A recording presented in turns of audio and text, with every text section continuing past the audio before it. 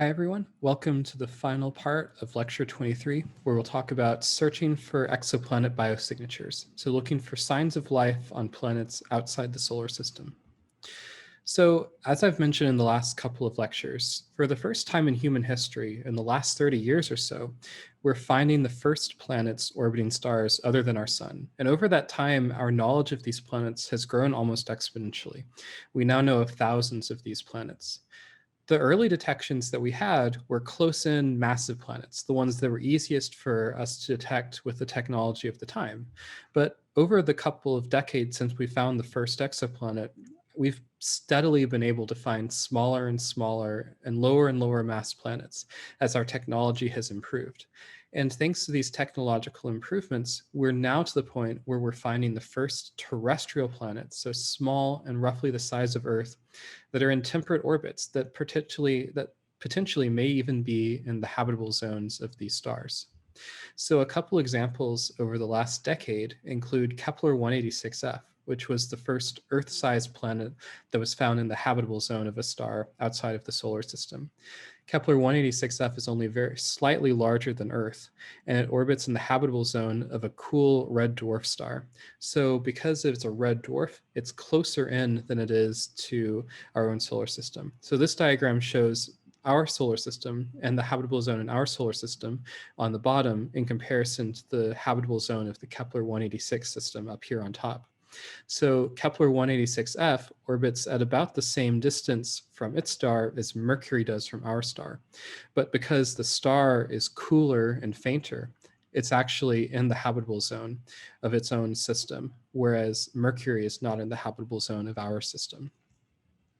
Another very exciting example is the TRAPPIST-1 system. This was discovered a few years back. TRAPPIST-1 has 7 Earth-sized planets, or smaller planets even, orbiting around a very, very tiny star.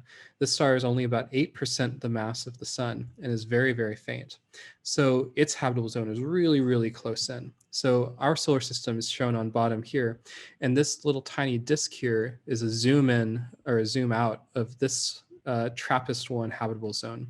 And the amazing thing about TRAPPIST-1 is it has several planets that could all be in the habitable zone. TRAPPIST-1e, F, and G could all potentially be in the habitable zone and have water on their surfaces if conditions were right. Our observations with the Kepler telescope have told us on a statistical level that these planets are common. This is work led by Courtney Dressing, who's now a professor at UC Berkeley.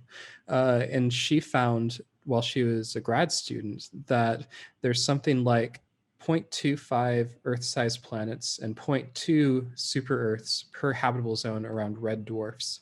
So what that means is that every 4 or 5 red dwarf stars, out of every 4 or 5 red dwarf stars, there's probably one Earth-sized planet and one super-Earth in the habitable zone among that set. And because red dwarfs are some of the most common stars in our galaxy, that means that there are billions of potential habitable planets in our galaxy. So the odds are good that there could be potentially inhabited planets as well, thanks to the statistics that we've learned from Kepler. So now we get to ask really exciting fundamental questions like, are these planets that we're finding around TRAPPIST-1 anything like the ones in our solar system? And are there other worlds out there that are similar to Earth that could or even do host life right now?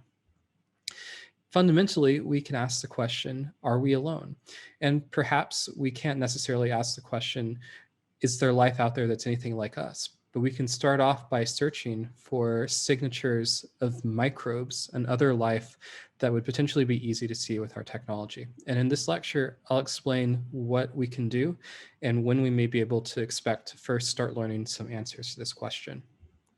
So one of the tools that we have to understand or really even estimate how much life there is in our galaxy is called the Drake equation. We will learn more about this in the next lecture, which will be taught by Stephanie, but I'm going to use a simplified version of the Drake equation for here. The full Drake equation is used to understand what the likelihood of a civilization, so a technological civilization like us, is that we might find them and that we might be able to communicate with them in our galaxy. whereas I'm going to only focus on a simplified version that just estimates the number of planets with any sort of life on the planet, so perhaps microbes. So the simplified Drake equation has a few numbers that we all multiply together, and I'll go through each of these numbers here. So the answer that we want to get out, the number of planets with life, we will call n. And we can estimate that this is a multiplication of several different other numbers. And we know the answers to some of these numbers. We know what those numbers are, and some of them are pretty uncertain. But I'll go through each of them and explain what we know about each of them. So the first number is how many new stars form in our galaxy each year. This is basically how many total stars could there be in the Milky Way galaxy for us to even look at. And we know from studies of our galaxy and from studies of other galaxies that the answer to this question is about 10. About 10 new stars form in our Milky Way galaxy every year. And over the billions of years that the Milky Way has existed, that means that there are billions of stars in our galaxy. We can also ask, what is the fraction of the stars in the Milky Way galaxy that have at least one planet? And we didn't know the answers to this very well before 2010 or so. But now that we've launched Kepler and we've used the results from that mission to study the statistical number of planets in our galaxy, we know that this number is somewhere between 30% and 100%. So basically, either 1 out of 3 or 1 to 1 stars, 1 out of 1 stars has at least one planet. So planets are very common. They're not a rare occurrence. There are more planets in our galaxy than there are stars. We also can ask, what is the number of planets per system that is suitable for life? We can also use Kepler data to estimate this. And in fact, it's easier to estimate the multiplication of this and the previous number here, and really just ask how many habitable planets or planets that are suitable for life are there around each star. And what do we mean necessarily when we're trying to ask this? So what makes a planet suitable for life? Because we only have one example, let's guess based on the Earth that probably it has something to do with liquid water. And therefore, let's say that the number of planets that happen to be in the habitable zone are what we're really talking about when we ask about this value. So let's say that when we multiply this together, we can ask what is the number of planets per star in the habitable zone? And fortuitously, Kepler has measured this as well. And this I'm going to take from that Courtney Dressing result to be about 0.25 to 0.5, roughly. So this is the number of planets that could potentially have life in the habitable zone. Now, here's where we start to get a little bit uncertain. What is the fraction of planets on which life arises? We know of only one example in our universe, and that is Earth. How likely was it that life arose on Earth? Was it inevitable? Was it very, very lucky that we were able to have life start here? We really don't know. So in a couple of slides, I'll go through a couple of different possible values for this number. And finally, L is the lifetime for how long life survives. For this, I'm just going to plug in numbers for the Earth of about 3 to 4 billion years. This is a rough estimate, so it really doesn't matter exactly the right number, but this seems plausible. We know that there's been life on Earth for billions of years at least. So, in the grand scheme of things, that's close enough. So what happens if I actually plug in these numbers? It really depends on this unknown quantity fraction with life, or what's the probability that any given planet will have life on it if it's in the habitable zone. So if you're an optimist and you think that perhaps 1 out of every 100 planets that are in the habitable zone have the right conditions for life, we can plug in FL equals 1%. And if we get the rest of these numbers out, then that means that there are 75 million planets in our galaxy alone that have life on them. Okay, so 1% is a lot. What about something a little bit less optimistic? So 1% of 1%, or 1 out of every 10,000 planets that's in the habitable zone and has the right amount of light hitting it to have life on it and have liquid water on it, ends up developing life. So if we plug in that number, then the number of systems, the number of planets with life on them in our galaxy is still something like 750,000. It's a lot of planets with life on them. And if we're really, really pessimistic and we say that Earth's literally a 1 in a million occurrence, only one time in a million, if you have a planet like Earth, we will get life on it the way we have life here on Earth, then that still means that there must be 7,500 planets in our galaxy with life on them. So even if you think that life is very, very difficult to arise on a planet like Earth, it must be abundant in our galaxy just because the sheer number of planets out there is so large. There must be other places where this is happening as well. So life is almost certainly out there. How can we go and find it? We've talked a bunch in this class already about using remote sensing to find life. Remote sensing is more challenging than actually going to a planet and looking for life by taking, taking samples and looking at the chemistry and looking at what those things are made of. But we can't do that for planets outside of our solar system. They're just too far away. So we have to rely on the remote sensing approaches.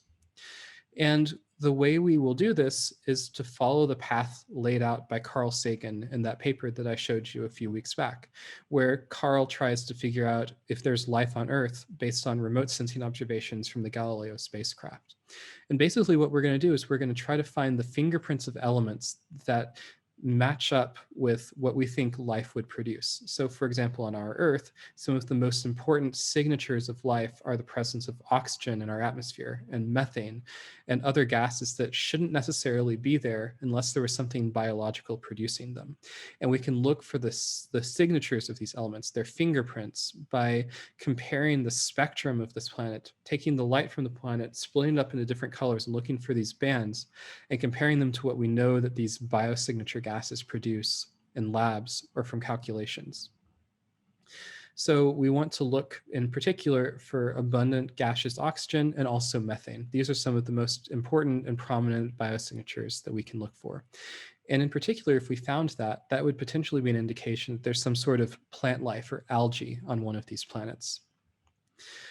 How do we actually measure the atmospheres, though? Well, in the previous segment of this lecture, I talked about how we can study the atmospheres of exoplanets. And recall that if we look at a small planet that happens to be transiting, depending on what color light we look in, whether it's light that doesn't have any absorption features, where light can go through the atmosphere at that wavelength without getting blocked, or whether there is some sort of absorption feature so that the atmosphere is opaque at that wavelength, the planet will look to be slightly larger or smaller. So we can use this transmission spectroscopy approach to map out what might be in the atmospheres of planets and therefore see if there's any of these biosignature gases in these planet atmospheres that might point to life on one of these planets outside of our solar system. We have telescopes coming online in the next decade that could be able to do this. One important telescope is the James Webb Space Telescope, which may launch as soon as October of this year. James Webb will look for gases like oxygen, ozone, and methane around stars like the TRAPPIST-1 system. It will be really hard for James Webb to make these measurements. It may be just beyond what James Webb is capable of doing, but it'll certainly try, and maybe we will get lucky and we'll be able to find some signature of life in the next 10 years or so. Another telescope or class of telescopes that are going to be really important are giant telescopes on the ground. So there's 3 of these telescopes that are currently in planning and or construction stages. There's the European Extremely Large Telescope, very well named because it has a diameter mirror that's 39 meters across. That's bigger than a tennis court. For comparison, this is what a car looks like compared to that mirror. You can get lots and lots of light from that gigantic mirror and make these very precise measurements. And there's 2 others, one of them called the Giant Magellan Telescope and one of them called the 30-meter telescope that will also be nearly as large and potentially able to do observations like this. So perhaps in the next decade, these 2 telescopes could give us the first indications that there may be life outside of our solar system. But my guess is that probably it's going to be too hard for either of these telescopes, and we're going to need to do something else to really definitively nail down the answer to this question. And in particular, the thing I think is most likely to succeed is to actually take images of planets and take spectra of them the old-fashioned way, the way that we did when we were taking the first spectra of stars and when Cecilia Payne-Gaposchkin learned what the atmospheres of stars are made of. As I've mentioned before, this is very difficult for planets. It's about as hard to do this as to find a firefly next to a lighthouse from about 3,000 miles away. But we have plans to build giant telescopes in space that can do this. When you're in space, you don't have to worry about turbulence from the atmosphere messing with your observations. If you put a giant star shade out in front of one of your telescopes, this can essentially block out the light from the star and allow you to take images of the planets and study what they're made of by taking the light from those planets and splitting them up into their different colors. So there are two telescopes that are currently being considered by the National Academy of Science to be recommended to NASA. One of them is called the Habitable Exoplanet Observatory, or HABEX. This is this telescope right here, which relies on both a star shade and also a device inside the telescope to make these observations. And then there's the even bigger and more powerful Large Ultraviolet Infrared Optical Surveyor, or LUVOIR. This is a gigantic telescope and it would be very expensive, but it would revolutionize not just the field of exoplanets, but other areas of astronomy. And if this were able to launch, we would be able to really nail down the answer to this question and either find out that life is out there, or perhaps even more startlingly, to find out that life is rare and perhaps we're a little bit more special than we would have thought. So when you have a telescope like this, you can take images of systems like our solar system. It looks something like this. This is a simulated image of what LUVOIR might be able to see if it were around a star about 13 parsecs, or about 40 light years from us, and looked at our solar system. You can see a bright object out here, that's Jupiter. You can see the pale blue dot of Earth, and then you can even see a little bit of Venus. Although Venus is so close to the star, it's a little bit hard to separate out the light. So only about a day and a half of observations would give you an image like this. Then once you detected the Earth, you could take the light from the Earth and you could split it up into its colors, and you could get data that looks like this. And you could see these little dips in brightness at different wavelengths. These are the spectral features that correspond to life on our planet. You could see this sharp line here is oxygen, and you can see water vapor out here, and you can see methane out here. So all of these together would give us an indication that there is probably something biological happening on our planet if we had a telescope like this, and if we found a system like our own close enough to observe with this powerful telescope. So over the next couple of decades, the entire field of exoplanets is really working towards this goal. And we've been using telescopes on the ground and in space to try to understand these planets and try to figure out everything we can about them before we build these ultimate giant telescopes that may help us answer the question of whether there's biological life outside of our solar system on any of these planets that we've discovered.